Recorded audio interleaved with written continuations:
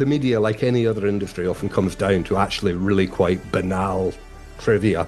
There are no grand conspiracies going on. People who think The Guardian are pursuing an agenda against men really don't understand the politics of The Guardian. So having, amongst our achievements, we continue to promote International Men's Day as one of our lead projects. We inaugurated the National Men and Boys Awards, which we've now done onto our fifth, happened recently. And we represented our sector increasingly in Parliament. We did a lot of lobbying of MPs. We built relationships with civil servants, the Home Office and so on and so forth. And so amongst the many bits of work that we're very proud of, we very heavily pushed the agenda for parallel and appropriate male victims strategy. Landscape for male health and well-being has changed beyond all recognition within the last 15 years. It will change again beyond all recognition over the next 15 years. Hi, my name's Andrew Payne, host of the podcast Men On Show, and I am absolutely delighted to have Ally Fogg here on the show, sharing his insights and expertise. Ally is the chair of the Association for Male Health and Wellbeing. It's the UK's largest alliance of organisations supporting the wellbeing, speaking up for men and boys. And also, and I'm interested in this, I know in your former life, and we'll talk about this as we get started, you were also a writer for The Guardian, tackling quite tough topics from domestic abuse, fatherhood, family courts. Really interested to see how that panned out with The Guardian. So, Ally, welcome to the show. Thank you. Hi, Andrew. It's good to be here.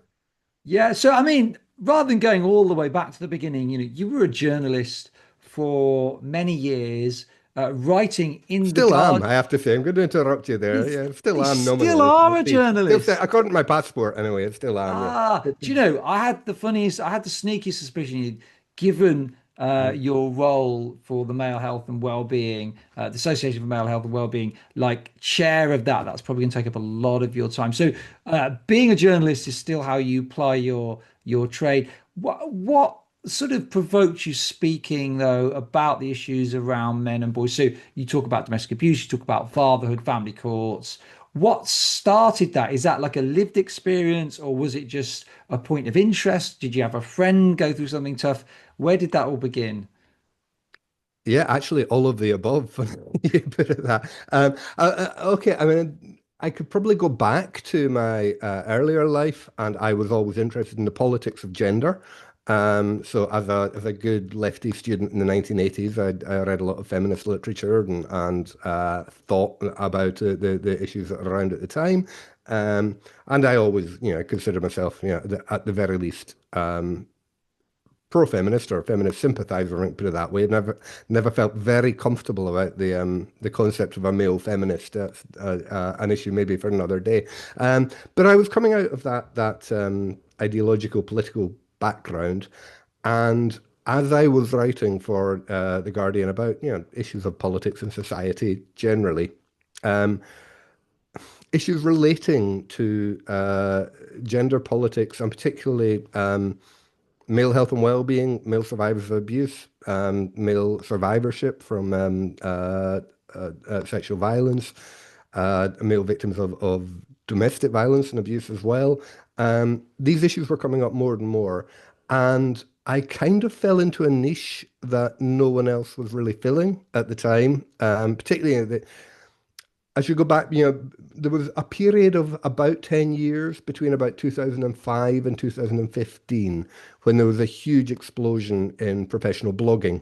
And it was the time of what they originally called Web 2. Do you remember that back in about 2005, which was where the web developers, and with the arrival of broadband and all the rest of it, they realized that people could actually interact with the internet, with the content that was in front of them. So for newspapers, they suddenly had this whole new world where they could publish an article and then readers would respond and engage with it and build communities around.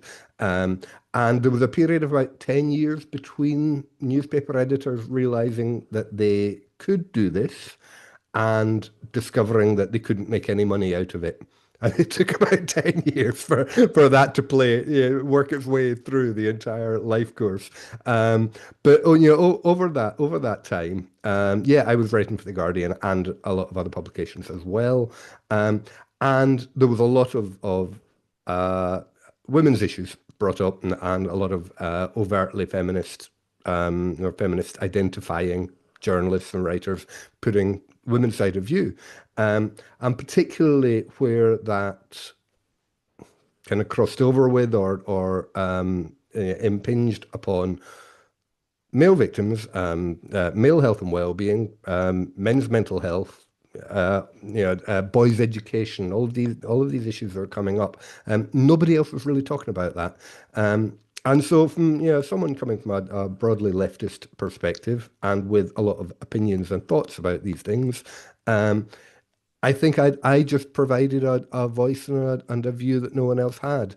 But around the same time, as well as that, like all of us, I've been either directly or my friends I've lost friends to suicide and people I've known to early deaths from addiction and violence as well, all of which were absolute tragedies. I had, like all of us, I've had my own issues, my own mental health and my own identity as a man and how it feels to be a man in the 21st century. And I was wrestling with these. And then, very importantly to me, first in 2002 and then in 2008, I became father to one and then two boys. So I was father to sons, and I was thinking a lot about the world that I was bringing these boys up in and into, what kind of lives they would have, what kind of futures they have, what I needed to do as a father to give them the best help and support they could through that, but also what I could do to the world to make the world a better place for them to grow up into. And to a very large extent, that focused a lot of my thinking about this stuff. But yeah, when you asked me at the beginning, was it this or was it that, or was it this or was it that? The answer was actually, yeah, it was all of those things. All of those things, yeah. And that's kind of where I ended up. So at the Guardian, I always, again, I'm sort of political persuasion. I'm to the left of the centre, I suppose. But I do regard the Guardian. It feels like a bit of an anti-male newspaper. So how did you find writing for the Guardian? How was that received within both the readership at Guardian, the people that tend to pick up the papers, and also the staff, your editors?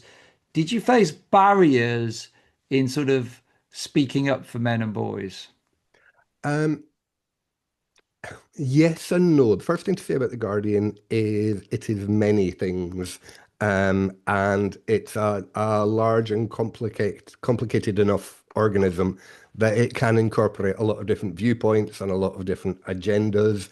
And it doesn't just like to push its own editorial line. It likes to provoke debate, and it likes to provoke engagement in customers, and it likes to get clicks and get sales. And all of those different agendas can sometimes contrast with each other. I think there was a definite change in The Guardian with the change of editorship, which again happened about 2015, 2016. As I said before, I think the main factor there was that basically the bubble had fallen out of the professional blogging industry, and they changed from Alan Rusbridger at the top to Catherine Viner. And there was a bit of a ideological change came with that, but that was probably less of a factor than just they massively scaled back on the comment is free blogging platforms that they were doing. So all of these things were happening at the same time. But I think what people see with The Guardian is whatever it is they don't like. If you are on the right, I mean, generally speaking, leaving gender out of it, if you're broadly on the right, you look at The Guardian and you see Owen Jones and you see like a bunch of radical like woke lefties saying like mad pro-Corbyn, pro-Hamas propaganda or whatever. If you were on the left, I mean, and by which I mean the genuine left, you look at The Guardian and you see a bunch of absolute sellout liberal mainstream establishment views which actually stifle any kind of radicalism and general left opinion. And if you are actually in the centre, if you're one of the people who writes for The Guardian, you're probably constantly infuriated by the people from your left who are doing the things you don't want to do, and people on the right who are saying things that you don't want them to say. And it's all a bit of a mess. So what I found was some editors and some colleagues who were incredibly supportive and friendly and helped me along the way. There were other staff there, including editorial staff, who clearly didn't like me. So whether I would get a piece commissioned or didn't like my ideas, not personal, whether I would get an idea commissioned on any one day or not, wasn't really according to the editorial line of The Guardian. It was depending who was working on the desk that day. And often the media, like any other industry, often comes down to actually really quite banal trivia. There are no grand conspiracies going on. People who think The Guardian are pursuing an agenda against men really don't understand the politics of The Guardian. They will publish people, they will publish journalists who undoubtedly have an agenda against men, and they will publish Yeah. journalists who feel profoundly disagree with them. I think it's quite striking now in 2025 that when my very good friend Mark Brooks and Richard Reeves launched the Centre for Policy Research into Men and Boys, and they appointed a board of trustees, or they recruited a board of trustees. They actually included two Guardian or Observer journalists and a BBC journalist as well on the board of trustees, all of whom are there because they are looking for solutions to the very real issues facing men and boys. And they're not, they weren't people like me either. I'm talking about, who is it? Will Hutton, former editor at The Observer, was one of them. And I can't remember, one of the really quite pro-feminist women columnists. I can't remember which one at The Guardian. So there are people will constantly surprise you, and The Guardian will constantly surprise you. But the short answer is it's a much more complicated and incoherent beast than most people imagine it to be from any side. Interesting. Interesting. No, thank you for sharing. That's really, really interesting. So tell me about the Men and Boys Coalition. Why was that started? How did that Yeah. start? Yeah. Well, actually, I'll go back to one organization before that slightly. Around 2012, between 2010 and 2012, I was writing all these articles for The Guardian about issues including men's mental health, about male victims, about boys' education, and so on and so forth. And because of that, I was invited to go and speak at a conference down in Brighton that was organised by a chap called Glenn Poole, who was then running I think, Men's Health Network, they called it in Brighton. Glenn is now down in Australia, where he's the CEO of the Australian Men's Health Forum, and he's lived there for about 10 years now. But back then, he organised this conference. I went down there. I heard Glenn talk. I heard Mark Brooks from Mankind Initiative talk as well. Um, and we sort of swapped phone numbers and email addresses and began chatting to each other and getting to know each other a bit more. And one of the things that came out of that was a determination to promote International Men's Day in the UK. Now, at the time, International Men's Day was, and we call it the punchline years. It had been brought in, it was originally founded in Trinidad. And when it first began to be mooted and discussed in the UK, the only response you got was, yeah, at best it would be mockery or indifference or kind of amusement, and at worst you would get active, real hatred and abuse and hostility. The idea of International Men's Day was really quite hot button back in 2010, 11, 12. I had been writing in The Guardian about why we actually might need an International Men's Day and why there would be ways that we could could use the occasion and the event to really make a positive difference to the lives of men and boys, to support the large growing charity sector that was emerging at that time. So we were beginning to see men's sheds, for example. We were beginning to see a variety of grassroots men's mental health projects coming up. There was an increasing awareness of male suicide as it's always been a severe, people use the word epidemic, which suggests that the graph has shot up. It really hasn't. There's always been a massive societal problem with male suicide, but that began to be recognized at that time. Likewise, the fact that boys had been falling behind girls in education at that time for about 15, 20 years, and nobody was talking about it. That was on the radar as well. So what we did is we got together and decided to form a little committee with one purpose alone, which was to promote International Men's Day in the UK. And over the next 4 or 5 years, we actually had a lot of success. I talk about that as it was a bit like pushing a boulder down the hill. It felt like most of the work, like we gave it a little shove and then stood back and like, wow, things are happening. Because within a few years, you had TV stations like Channel 4 did a night of International Men's Day links, between all their programs, talking about men's health and suicide prevention. You had loose women on ITV becoming loose men for the day. And then shortly after that, by I think 2016 was the first time there was an International Men's Day debate in the House of Commons. Very, very controversially at first. And then with each year that went by, it kind of became more and more established and accepted as an important thing. And the number of events we run the UK Men's Day website, and we went from recording sort of 50 or 100 events in the first year that we did it to 400, 600, 800 as the years went by, and all over the country. There were schools, there were churches, there were workplaces, there were mosques and synagogues, pubs, you name it. Like people were organizing events to talk about male health and well-being. And like I say, we think about it in terms of like, giving the boulder a shove, but, modesty aside, we were the ones that were pushing pushing that boulder down the hill. And so round about 2016, we looked at everything that had gone on. We also looked at the further massive expansion in the male not-for-profit sector, charity sector. So by this time, by 2016, you were starting to see Andy's Man Club was starting up. Top Club, I think, hadn't started, but would do shortly after. And all around the country, there was just like these incredible new projects were springing up. And you had, organizations like, they're now called We Are Survivors, but Survivors Manchester, run by Duncan Craig, another very good friend of mine who was very involved in all of these committees and organizations we're talking about.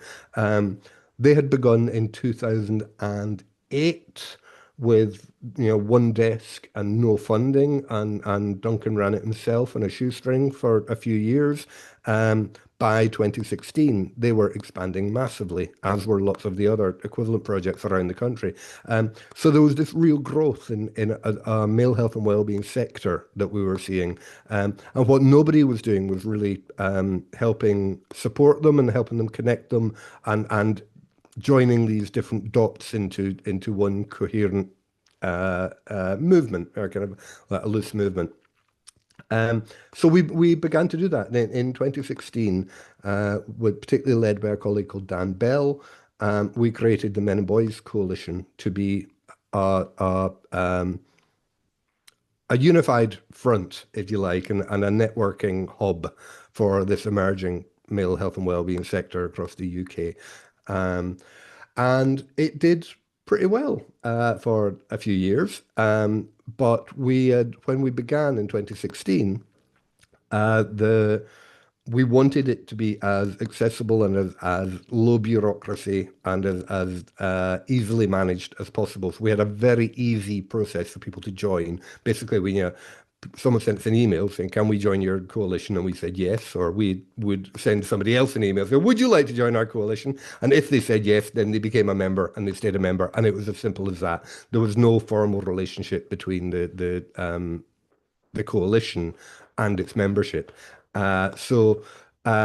We were able to do a lot with that structure, but then as the years went by, it became increasingly clear that it wasn't, uh, while it was maybe an appropriate structure for where we were at the beginning, it wasn't a structure that would allow us to infinitely grow and really establish ourselves in the way we wanted to be. So having, amongst our achievements, we continue to promote International Men's Day as one of our lead projects. We inaugurated the National Men and Boys Awards, which we've now done onto our fifth, happened recently. And we represented our sector increasingly in Parliament. We did a lot of lobbying of MPs. We built relationships with civil servants, the Home Office, and so on and so forth. Amongst the many bits of work that we're very proud of, we very heavily pushed the agenda for parallel and appropriate male victims strategy to remove men and boys from the violence against women and girls strategy, which is something your listeners will probably have heard about before. But we've got this absolutely absurd situation in the UK where male victims of domestic sexual abuse and other intimate crimes are classified as victims of violence against women and girls. Consequently, that's not just a kind of misleading and arguably offensive characterization. It means that the strategy that is nominally providing the infrastructure for support for male victims and survivors is not designed with our needs in mind, with the male sector in mind. It's designed around the situations and circumstances and the needs of female victims, and then the men are just tacked on at the end and say, oh, and it applies to you too. But it doesn't. So we pushed that forward heavily, and although it wasn't what we wanted, it resulted in us being persuading the Home Office to publish first one in 2019, their first male victims position statement, which was the first government document that actually acknowledged that male victims existed in any meaningful sense whatsoever, and then a revision of that in 2022, which expanded it much more and began to get into issues such as the needs of fathers who are also victims of domestic abuse or sexual violence. And then that was again, when we're now into 2025, revised again. So we now have full acknowledgement. We're still not where we want to be, but we have full acknowledgement from the government of the full scale of intimate offending against men and boys. So we have done all of that. We achieved a lot. What we didn't have was a really clear, coherent legal structure and a relationship with our members. And we didn't have a real clarity on what it was we actually stand for and we actually believe in. And that is where the Association for Male Health and Wellbeing, which was launched in 2025, came in. So that's a rebrand of the Men and Boys Coalition, but it is a structure that you can hold together a bit more tightly, legally. So yeah, so Yeah. it's pretty much the same, but more organized in layman's terms. Exactly. Doing the same job, but with quite a different shape. So the key difference is we are now a formal membership organization. So our members can vote me off at the AGM if they don't like Oh, the I'll job. remember that. I'll remember that Remember at that? the Yeah, AGM. absolutely. Bear it in mind. So, when we get to our first AGM, which will be at the end of 2026, all of our trustees, including chair and the office holders, will all stand down and, if we want to, put ourselves up for re-election. And of course, other people can stand as well. So if we are behaving in ways that don't represent our member, there is now a democratic mechanism whereby our members can hold us to account. We didn't have that before. There are practical issues, like if somebody is paying us a nominal fee for an individual, probably £25 a year, we then have a legal relationship with them. And if, for example, a funder comes along and looks at our list of members, there's absolutely no dispute as to whether somebody is or is not a member. One of the problems we had with the coalition was that we would have organisations that would join in 2017 or whatever, and then they'd maybe close down a year or two later, Yeah. but not we wouldn't hear about it. They wouldn't necessarily contact us to say we're no longer in business. So they would still appear on our list of members, and we would claim to represent 180 organizations or whatever. And then a funder would come along and look at the organizations we claim to represent, say, hang on, that one's been out of business for 2 years. That one doesn't exist anymore, so on and so Yeah. forth. So that wasn't clear. But probably much more important, and I think more interesting, is we now have a 6-point charter which says quite clearly, this is what we as an organization and all of our members believe. And it creates if you like, an ideological identity for where we stand. And to save you the question, I will talk you through what those are because I think they're quite interesting. Um, I will do this off from memory, so if it all goes skew with, then I'll have to go and rapidly consult a bit of paper. But I think I can probably, I've been through it enough times, I can probably do it off by heart now. Our first one is that male securing male health and well-being is essential for a healthy society. Basically, it means that if you want to deliver politics, if you want to deliver social policy that keep everyone, men, women, the economy, the social services, public services, you want to keep them all running, then male health and well-being is essential to that. Our second point is that issues of male health and well-being are all interconnected. So, for example, if you want to talk about male suicide, you're not going to have a proper understanding of the issue, and you're not going to accurately come up with solutions if you are not talking about, for example, male patterns of addiction, if you're not talking about male patterns of homelessness, if you're not talking about male patterns of criminalization, if you're not talking about men's mental health more generally, if you're not talking about family breakdown, if you're not talking about educational and career crises. And you could talk about any one of those, and you would have to connect it to all of the others. So what we are saying is that if you are an organization that is engaged with, for example, mentoring of boys, like teenage boys, unless you're also understanding teenage patterns of gambling addiction, if you're not understanding teenage patterns of relationship abuse, then you're probably not going to be doing a very good job. So basically, all of our members, who all have their own specialities and all of their own interests, all have a vested interest in all of the activities of all the others, because fundamentally what we are doing is we are all addressing issues of male health and well-being, and all of those issues are connected to all of the others. Does that make sense? Yeah, I like that. And I Um, like the fact it's not a competition, actually. No, Everybody's absolutely not. Yeah, no. Yeah, complementing each that's a other. really good Yeah. way of putting it. Yeah. And we all depend on our own success, all depends on the success of our colleagues. Yeah.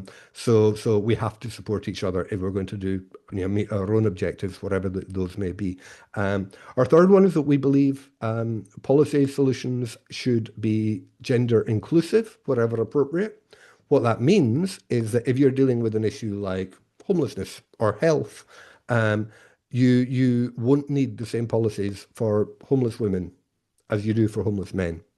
The reasons why women become homeless might not be the same as the reasons why men become homeless.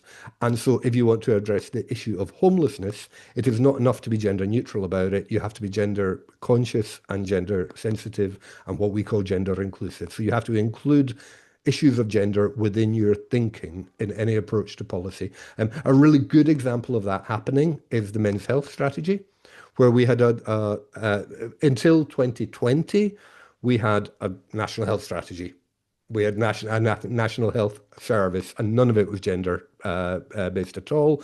In 2020, they came up with a national women's health strategy that was designed to address issues that are specific and relevant to women, but not men. And that's great. And we supported it, and we actively, we applauded that when it came along, and we continue to applaud it and support it to this day.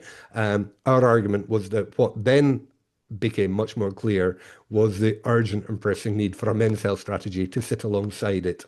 So we have now accomplished that. It's now been delivered. And the fact that we now have an overarching health policy, and then within that, we have a women's health strategy and a men's health strategy. That's a beautiful example of gender inclusive policy. A really perfect example of where we don't have that is the one I mentioned a moment ago of crimes of abuse, Yeah. where we have an absolute mess where a gender And inclusive policy yeah, should be. yeah. And that, And it so go becomes on. really interesting when you think about things like education, or you think about issues like imprisonment. There's a really I find quite fascinating, it's like a depressing pattern in political discourse of the last 15, 20 years, where we've got a gender ex or we, no, we've got a gender inclusive approach for women prisoners. Like, we have a very, very gender conscious discussion, debate within politics, within the media, about the gender specific needs of women in prison. Like why they ended up in prison, what kind of abusive histories they had, what kind of mental health problems they've got, what's going to happen to them when they come out, what's going to happen to their children while they're inside. All of these issues are discussed with a very, very gendered lens until you talk about the 95% of prisoners who are not women, and suddenly the issues of gender just completely vanish.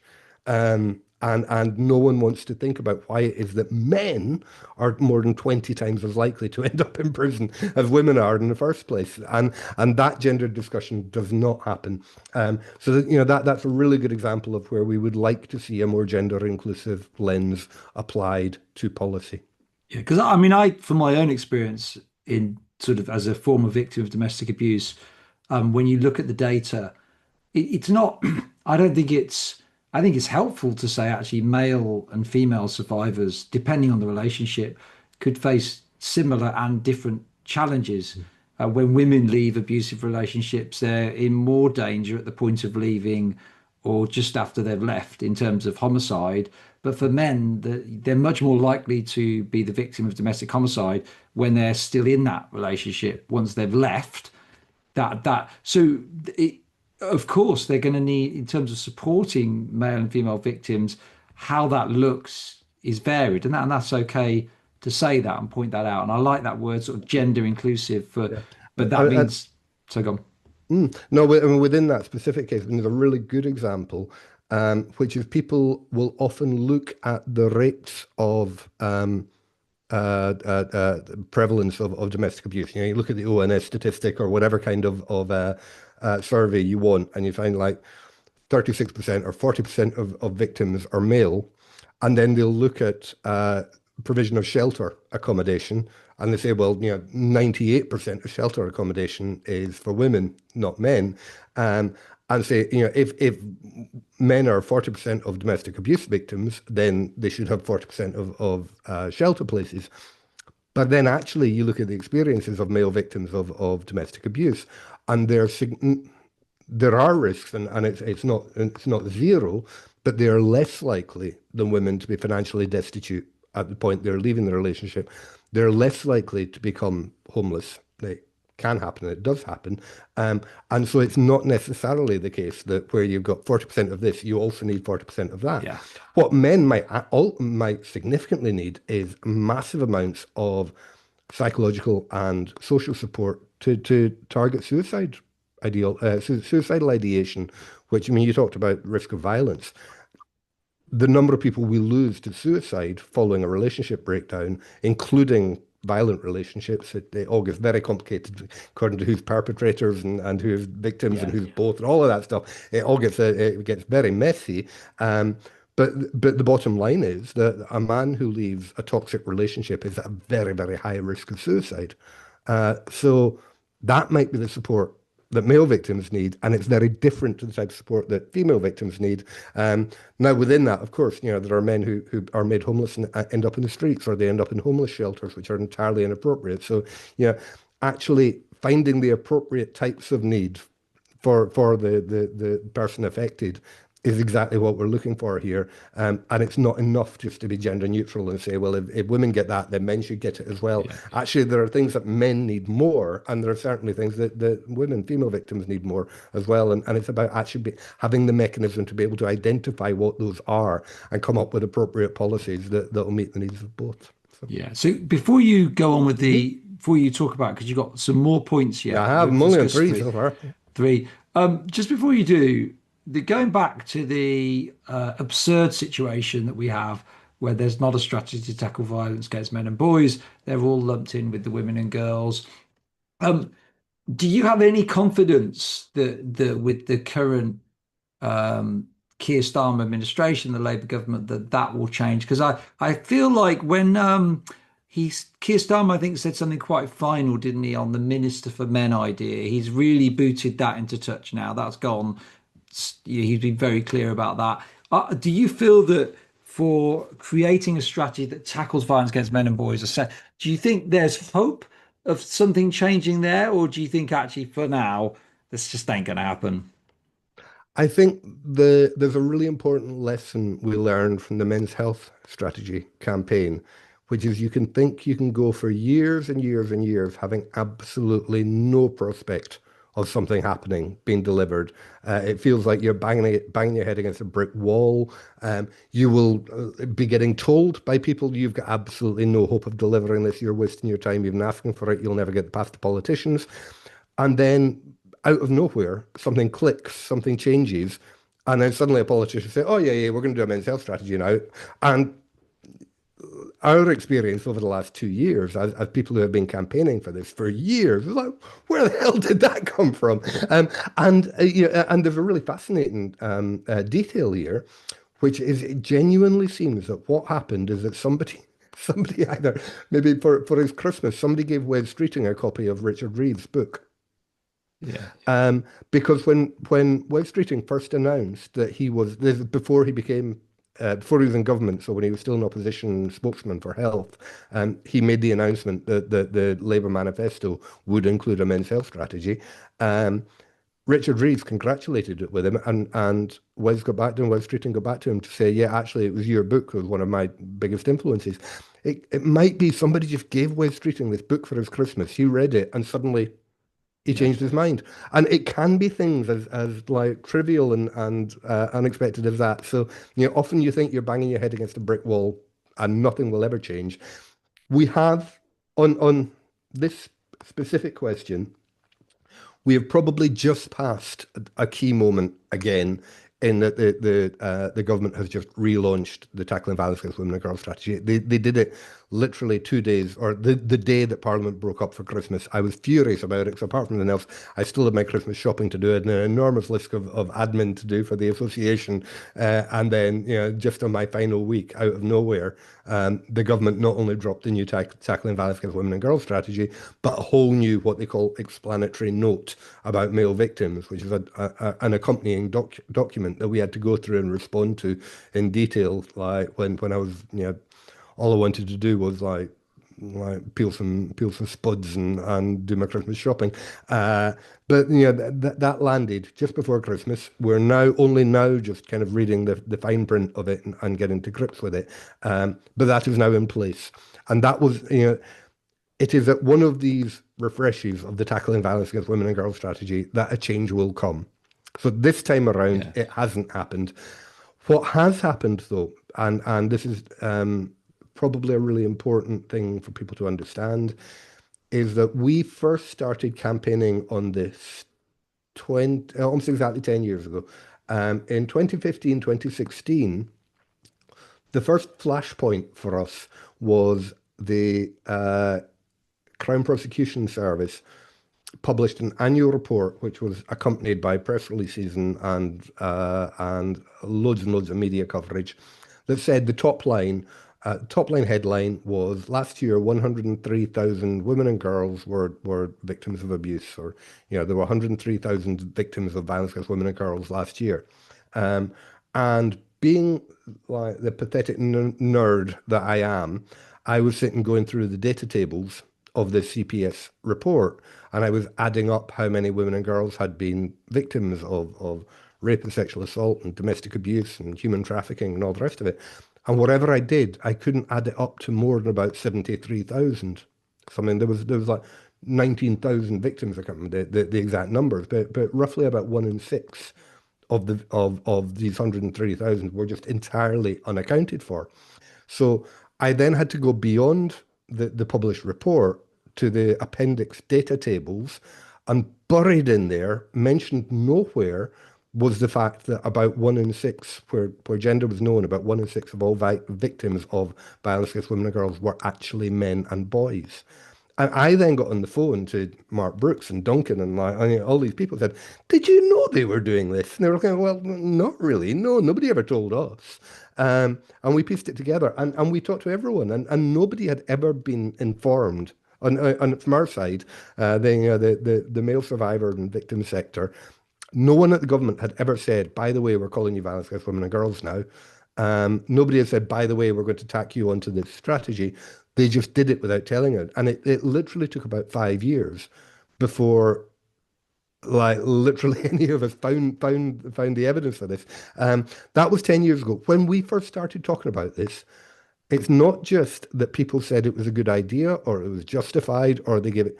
People point blank denied it was happening, including politicians. We would go to we would write to our MPs, we would talk to ministers, we would talk to people within the Home Office and say, when did you start classifying male victims as victims of violence against women and girls? They say, "Oh, we're not doing that. What are you talking about?" I thought, "Well, no, you are. You literally are. Look." And we would have to persuade them of what they were doing because it was never announced as a decision. There was never any awareness. Yeah. Like some bureaucrat in the Home Office, or it was now the Ministry of Justice, it would then have been the Home Office. Some bureaucrat just kind of started doing it without even telling anyone they were doing it. There's nothing in Hansard, there's nothing in any select committee meeting. The UK never signed any international treaties to say this is what they're going to. None of that. They just started doing it. And it literally took us years to even find out because they never bothered to tell us. So from that point, we then had a period of probably 6, 7, 8 years where we were just awareness raising. We were writing to MPs. We were doing the go to the APPGs. We were trying to talk to the media. We're getting a few, the occasional item appearing in the newspapers or broadcast media saying, this is happening and it's a bad thing and it's unfair. And that's why it was in 2019 that the government was the first to, after they've been doing it for nearly 10 years, 2019 was the first time the government actually put in black and white, yes, we are doing this, and came up with some sort of like very unpersuasive explanation as to why they were doing it. It was like, just because we talk about violence against women and girls doesn't mean we're forgetting about male victims. Well, yes, it does. Anyway, so that was happening. Where we now are, sorry, I've gone way off the rails here, but where we now are in 2026, 2025, 2026, there is widespread acknowledgement and awareness, not only that this is happening, but also that it's a problem. So in the Tackling Violence Against Women and Girls strategy, which did not give us what we wanted back before Christmas, but it did have a paragraph that attempted to justify why they were doing it and saying why we acknowledge that there are campaigns and calls for a parallel male victim strategy and removing it. We don't think that's a good idea. We don't, basically, I'm paraphrasing, but we don't think it's worth the effort, was what they actually said. But that is now in black and white. And we have now got the arguments in front of us. Everybody knows it's going on. They're being put under more and more and more pressure to justify it and explain it to themselves, to the public, to the media, to their colleagues, none of which was happening before. And kind of all of that is a process that had to be gone through before we actually get to change. Now it seems to me, and my colleagues, that the situation as it is cannot be sustainable. It's just nonsense. It's so obviously absurd. And everybody you talk to about it says, yeah, that's obviously absurd. What we'd like to see is a kind of nested set of strategies that call something like gender-based violence. And within that, you've got the Tackling Violence Against Women and Girls strategy as it is. And then just sitting it doesn't have to be the same size, it doesn't have to be the same depth. It can just be like, these are the bits that apply just to men.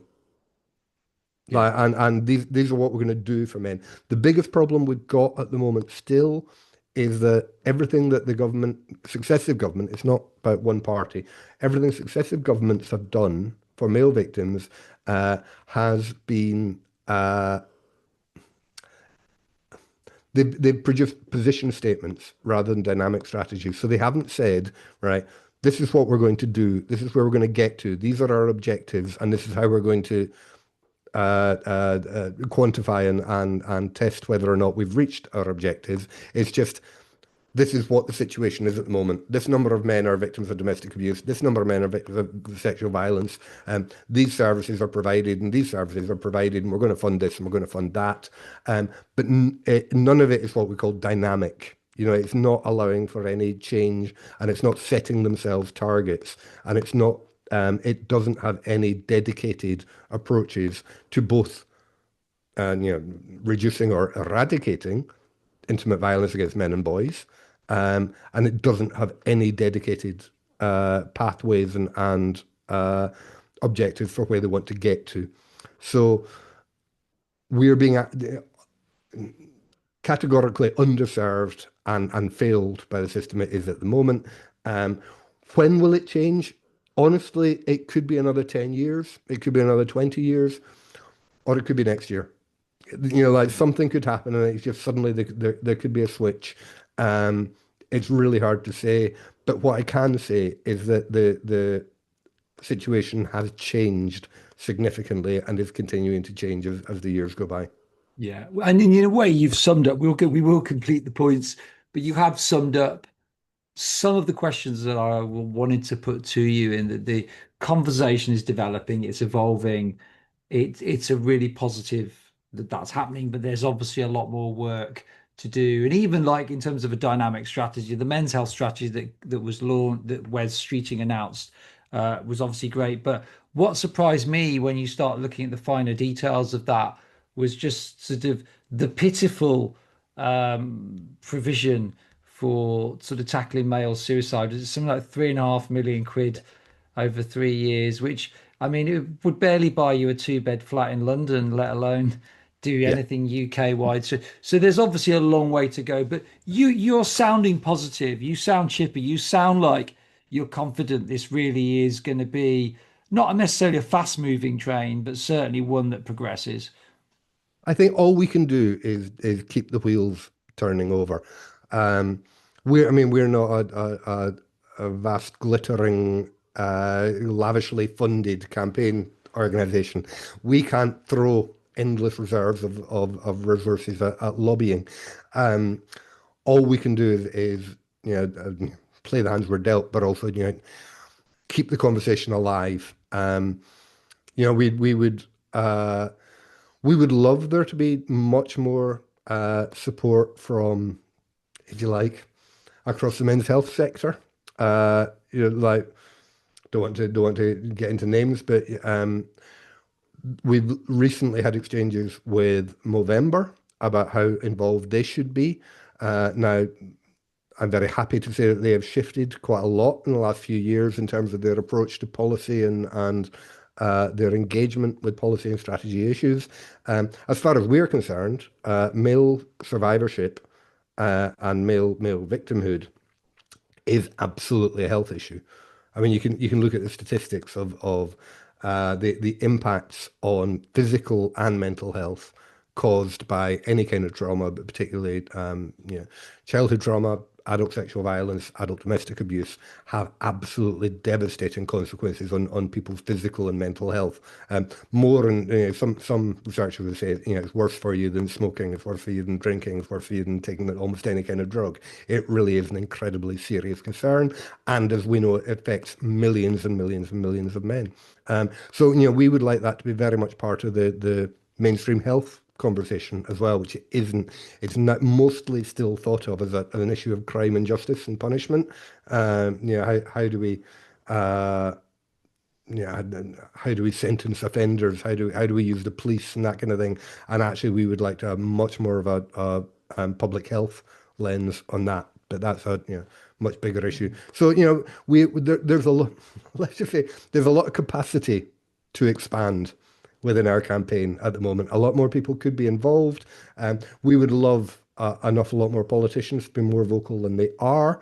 At the moment, they're still very shy. I think a lot of people are really worried that speaking up on behalf of male victims and for the need for a male victim strategy somehow diminishes or takes away from the importance of the tackle violence against women and girls strategy. Our view is it does exactly the opposite of that, but that's still an argument that we have to win. Yeah.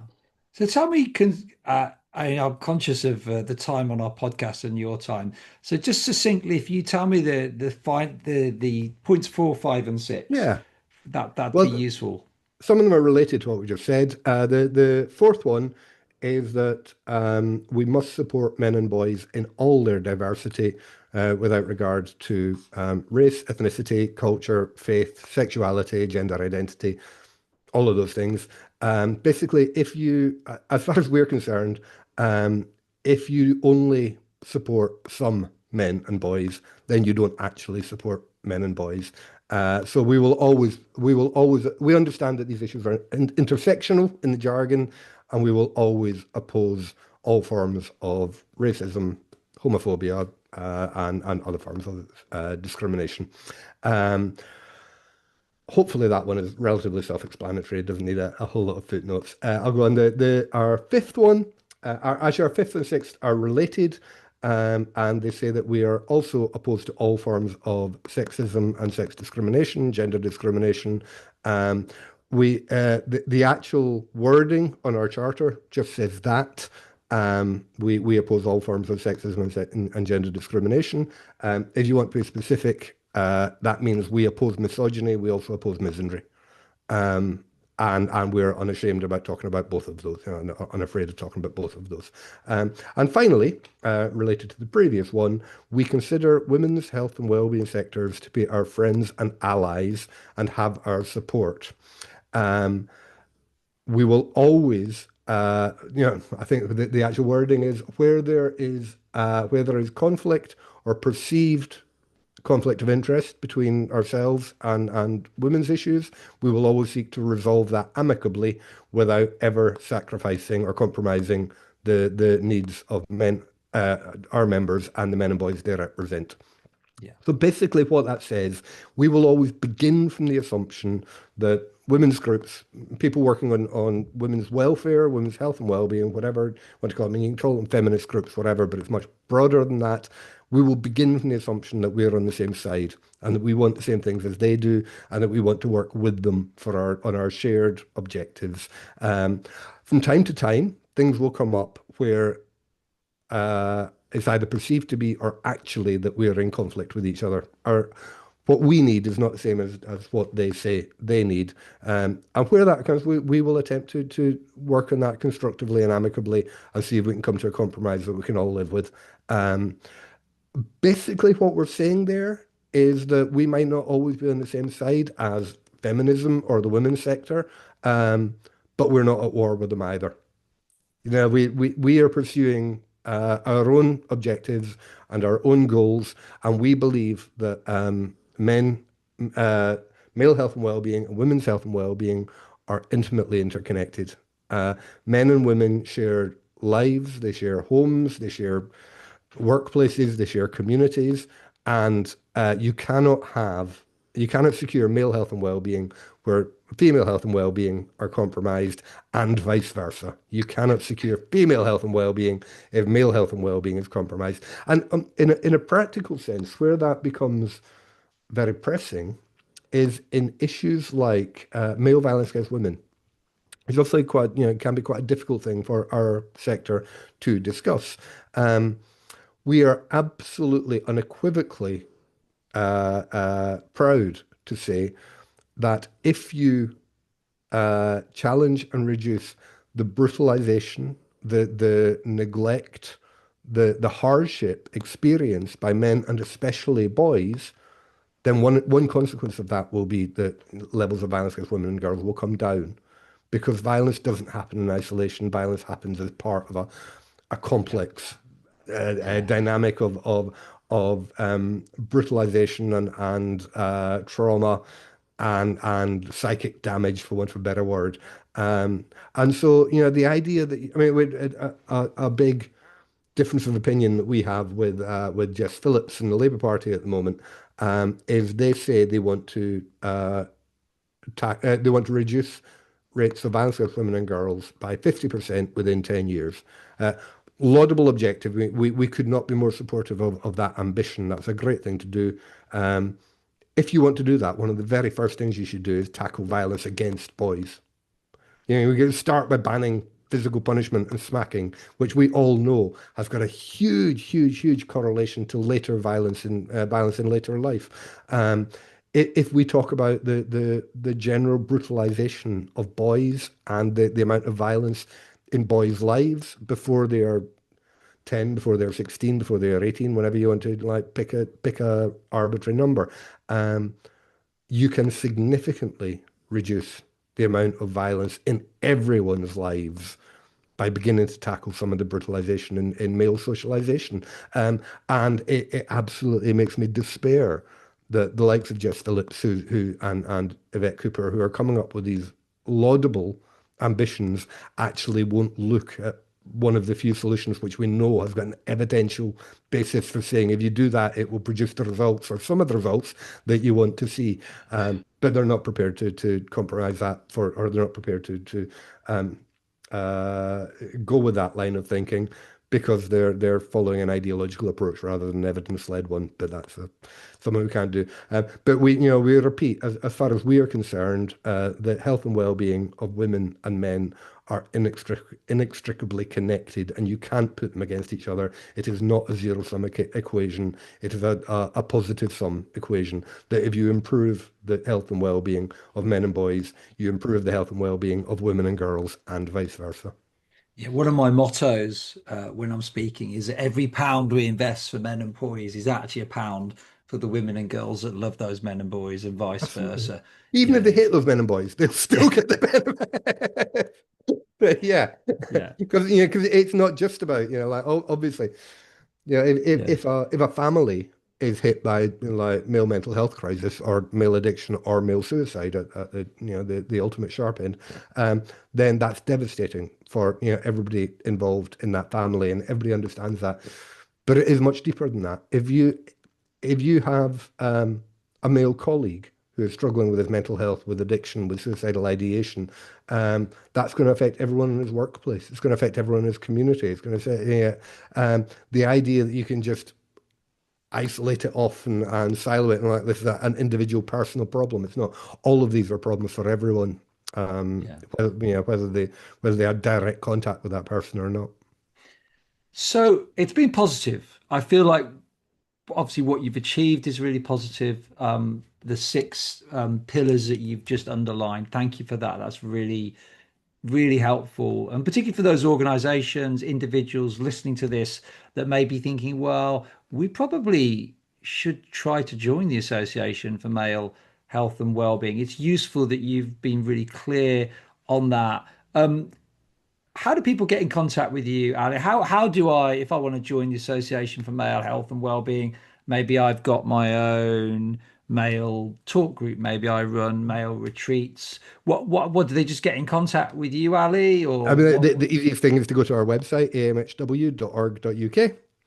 And you will find there, pretty much on every page, there's a panel that says, will you join us? Please join us. Please join us. If you go to our website, you won't miss that. You won't Um, miss. Fair enough. and technically, our process is that membership goes through automatically, and then at our first board meeting, the board will rubber stamp all applications. If there is someone who comes who does not let's say um, they're demonstrably not in keeping with our charter, then we reserve the right to refuse membership.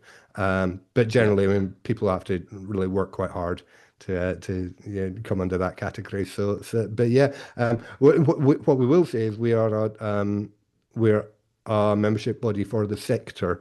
So we accept memberships from organisations, from academics, and from professionals who are working in the sector with quite a wide interpretation of what that means.